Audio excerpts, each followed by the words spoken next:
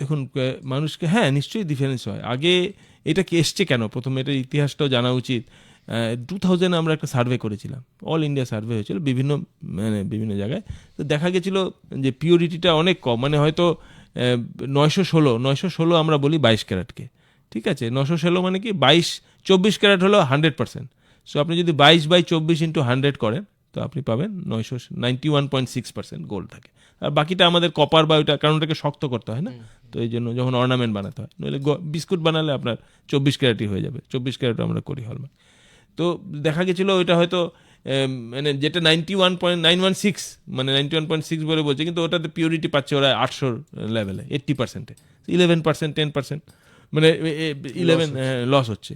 তো তখনই এই চিন্তা ভাবনাটা আলো 2000, যে এটা আমাদেরকে বাধ্যতামূলক, মানে এটা প্রথমে হলমার্ক করি, প্রথমে আমরা হলমার্ক শুরু করলাম ভলেন্টারিলি, তারপরে ধীরে ধীরে কোয়ালিটি ইমপ্রুভ হলো, আমরা এখন বাধ্যতামূলক করেছি বিভিন্ন জেলাতে। গভর্নমেন্টই দেখেছে যে হ্যাঁ ইমপ্রুভ হয়েছে কোয়ালিটি, যার ফলে এটা বাধ্যতামূলক করেছে।